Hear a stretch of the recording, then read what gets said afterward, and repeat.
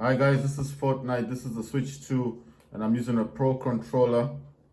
And yeah, I was playing Doom Eternal, but it's proving very difficult to play it. So I just decided this might be best just to play a different game. It's very hard to play Doom Eternal. I mean, it's just that the enemies, the waves and waves keep coming. It's if it was just like one or two of these enemies. I mean, if there wasn't waves of them, there's too many of them coming. So I'm just thinking like I'm not going to be able to keep playing it over and over. It becomes very repetitive. So it becomes boring as well. You just keep doing the same thing over and over again. Just you know. So I'm just opting to play at least Fortnite to just give me a bit of a break from Doom Eternal. And I haven't played Warface in like 2 days, and I want to really play Warface. Right. So if you've got your old account and you want to transfer it to this to your Switch 2, you need to basically sign in with your other user.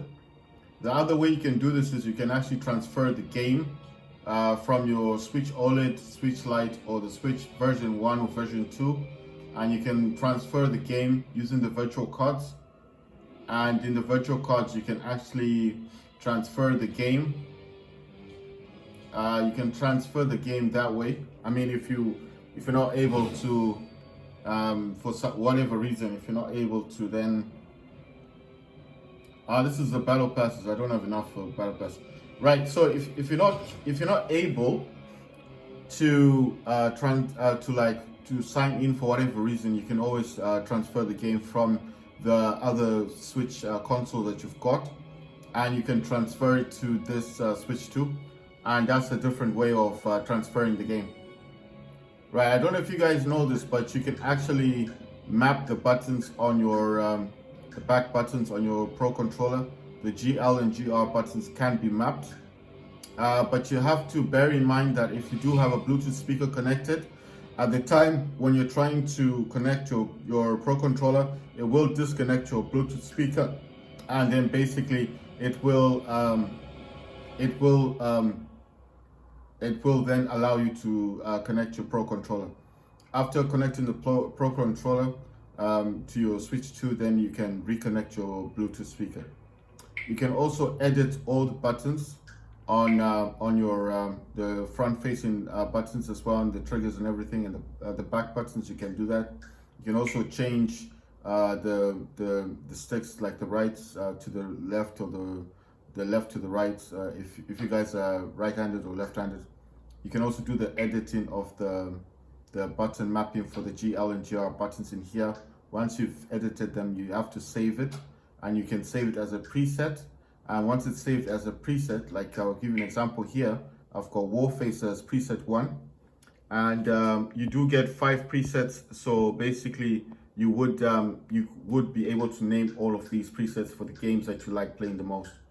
So I just did one for Warface. I haven't actually tested it yet, but you can actually map everything. Even the Joy-Cons can be mapped as well.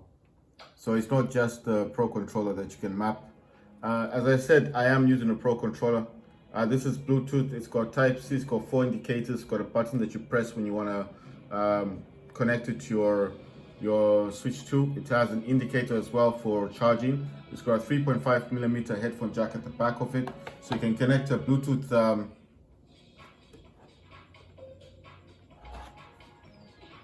I don't know what's up with this. Okay. Right, let me try and get into a game again. I don't know what happened. So basically what I'm saying is, if you've got a Bluetooth headset that's got a mic on it or something, you can always connect that microphone with the 3.5mm headphone jack, with the cable, to the back of your Pro controller. And if it's got a mic, you can talk to people. Like if you're playing Fortnite or Warface multiplayer, you want to talk to your friends or something, you can communicate you just using the Pro controller. How long does the battery last on the Pro controller? I do not know. I haven't done a test on that yet. and I'm just saying that I've not done a test. I don't really know. I don't know how long the battery lasts. But for example, I'll give you an example. Since having my Pro controller, because I only had this for about 4 days now, I did buy it for $60. It retails at 90, so I just got lucky and I got this from a shop. And basically, what I'm saying is that since my time with the Pro controller, and when it is in idle, when it is idle, like I'm not playing games on my Switch too, and obviously this is a Respawn Rumble. So obviously, trying to think of the words. Okay, so for 2 days of not of playing games, basically 2 days of playing games, and trying to think of the words. 2 days of playing games, and then obviously you can turn off the controller. I didn't know you could do that, but you can. How you turn it off? There's that little button. It's a tiny button that's next to your. It's next to the Type-C connection at the front of your controller. And basically, what you want to do with the Type-C controller. Sorry. What you want to do with the Type-C controller is where the little button is.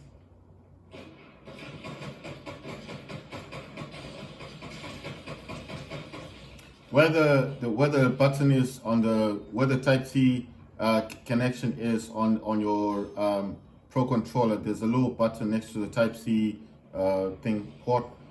You want to press on that button, and then your Pro controller will actually turn off. So I didn't know you could do that.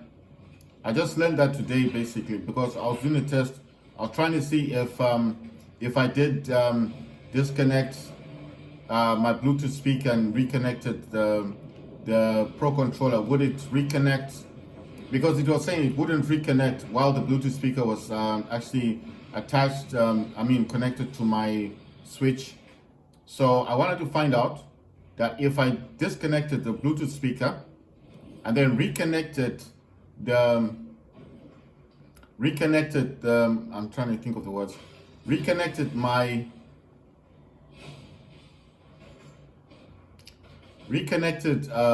the Pro controller, would it reconnect without any issues? You understand? And basically, no. You have to go back into your system settings, and then once you've entered system settings, you need to reconnect the Pro controller by using your own Joy-Cons, because obviously you need to control you need to kind of connect. You need to connect the Pro controller, because you need to control the Joy-Cons to go in, but it's a touch screen, so you can also use the touch screen just to get into your system settings and to set stuff up again. So that's what I'm trying to explain. So it doesn't mean someone behind me. So basically what I'm saying is, if your Pro controller is disconnected from your Switch 2, you still need to go back into the system settings to actually set it up, because you cannot reconnect it without going into system settings, even though if a Bluetooth speaker is disconnected. So that's the test I did today, and it just proved me that it doesn't really matter. You still need to go back into your system setting to reconnect the Pro controller back to your Switch 2. So you still need to do that.